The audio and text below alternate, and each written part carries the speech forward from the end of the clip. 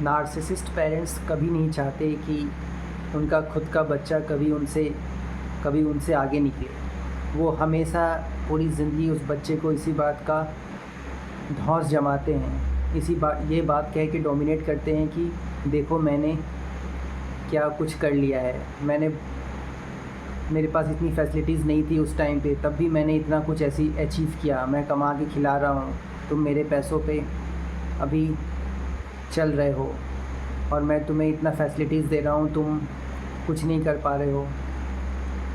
इस बात का नार्सिसिस्ट पेरेंट्स आपको धौंस जमाएंगे, डोमिनेट करेंगे कि आपने अभी तक कुछ नहीं किया है। उन्होंने इतना पढ़ लिया, उन्होंने आपसे कम पढ़ाई करके इतना सब कुछ अपने लाइफ में किया है, जबकि वो कुछ खास नहीं उखाड़े होते हैं अपनी ज़िंदगी में। वो अपनी ज़िंदगी में वही नार्सिसिस्ट बिहेवियर वाला एक्टिविटी करके ही अपनी ज़िंदगी चला रहे होते हैं, दूसरों का यूज़ करके। अगर नार्सिसिस्ट पेरेंट्स, नार्सिसिस्ट फैमिली अपने बच्चों का नुकसान कर सकती है, तो ऐसा कैसे हो सकता है कि वो बाहर वालों के साथ पूरी तरीके से अच्छे से रहती होगी। नार्सिसिस्ट लोग हमेशा एक कमज़ोर शिकार ढूंढते हैं, जहाँ उसे कोई कमज़ोर मिलता है वो उसको पकड़ के अपनी ज़िंदगी जीने लगते हैं। क्योंकि अगर नार्सिसिस्ट दूसरे नार्सिसिस्ट को डोमिनेट करेंगे तो वहाँ वो डोमिनेट कर नहीं पाएंगे, वहाँ उनकी चल नहीं पाएगी। इसलिए नार्सिसिस्ट कोशिश करते हैं कि कमज़ोर, लाचार, जो बेबस है,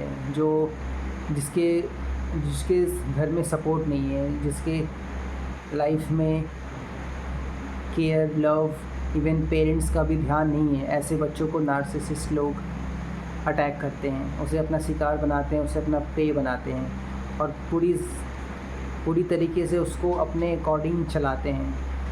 उसे तब तक निचोड़ते हैं जब तक कि वो पूरी तरह से ख़त्म ना हो जाए। इतने डेंजरस होते हैं ये नार्सिसिस्ट। आपको पता भी नहीं चलेगा वो कब मैनिपुलेशन उनका मैनिपुलेशन करने का तरीका बहुत डिफरेंट होता है। इतने सटल लेवल पे, इतने माइन्यूट लेवल पे आपको मैनिपुलेट करेंगे कि आप कंफ्यूज रहोगे, आपके अंदर एक कन्फ्यूज़न पैदा करेंगे। अगर कभी बहुत हार्श बिहेवियर दिखा रहे हैं तो अचानक से बहुत पोलाइट हो जाएंगे, ताकि आप कंफ्यूज हो जाओ, आप एक निष्कर्ष तक पहुंच ही ना पाओ। आप ना तो पॉजिटिव निष्कर्ष तक पहुंच पाओ, ना आप नेगेटिव निष्कर्ष तक पहुंच पाओ। आपको कंक्लूज़न मिल ही नहीं पाएगा, आपको क्लैरिटी मिल ही नहीं पाएगा। आप हमेशा बाइस्ड रहोगे, आप हमेशा सोच में पड़े रहोगे कि ये क्या बिहेवियर है। कभी बहुत हार्श हो जाना, कभी बहुत पोलाइट हो जाना। इस तरीके से नार्सिसिस्ट अपना बिहेवियर दिखाते हैं, अपना चाल चलते हैं। और ये चीज़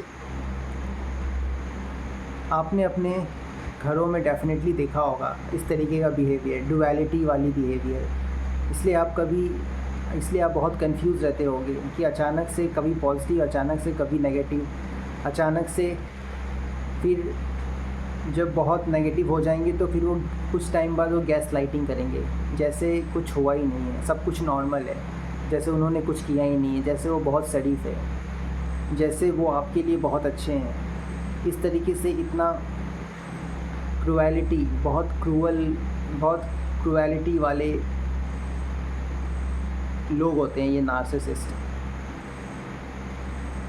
इनके जिस्म, इनके खून में ही होता है कि ये बस दूसरों के सांसों को सक करके, दूसरे के प्योर एनर्जी को सक करके अपनी ज़िंदगी जिए।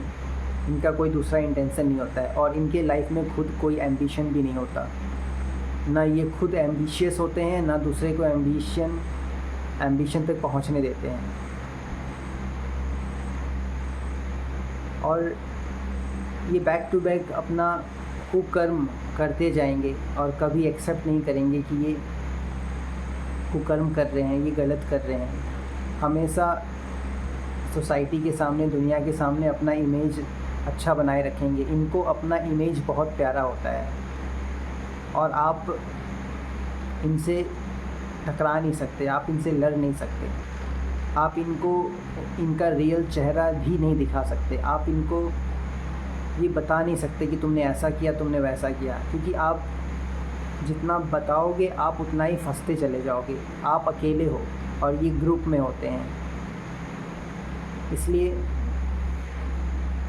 इनसे उलझने से फार बेटर है कि आप अपने रास्ते चलो। आप इनको आईना मत दिखाओ, आप इनको सच मत बताओ।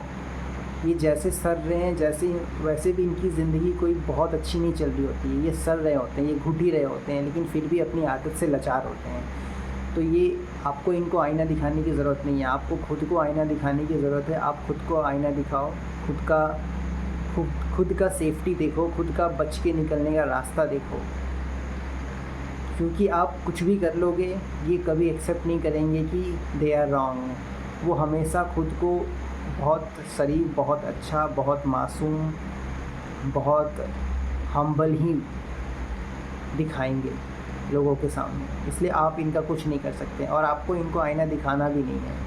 इनको आईना सिर्फ गॉड डिवाइन दिखा सकता है, और जब डिवाइन गॉड इनको आईना दिखाता है तो नार्सिसिस्ट चाहे कितने ही चालाकी कर ले, गॉड के आगे तो किसी की नहीं चलती, यूनिवर्स के आगे किसी की नहीं चलती। क्योंकि जो इन्होंने किया है और जो करते आ रहे हैं, उनका इनको कर्मा बहुत गंदे तरीके से मिलता है। और इन्हें कर्मा मिल भी रहा होता है तो भी ये छुपा रहे होते हैं। इनको मेंटली मिल रहा होता है, इनको अंदर ही अंदर मिल रहा होता है, लेकिन ये बाहर ऐसे प्रिटेंड करेंगे जैसे कुछ नहीं हुआ है, सब कुछ नॉर्मल है। तो आपका काम है बस इनसे दूर होना। आपका काम है अपना लाइफ देखना, आपका काम है अपने एम्बिशन की तरफ फोकस करना, अपने आप को इनसे दूर करके अपनी लाइफ को अच्छा बनाना। आप इनको आईना मत दिखाओ, नहीं तो आप फंसते जाओगे। अगर आप रिवेंजफुल होते हो, इनके ख़िलाफ़ होते हो, तो आपका इनके ख़िलाफ़ होना खुद के ख़िलाफ़ हो जाना होगा, क्योंकि अब आप और फंसते चले जाओगे।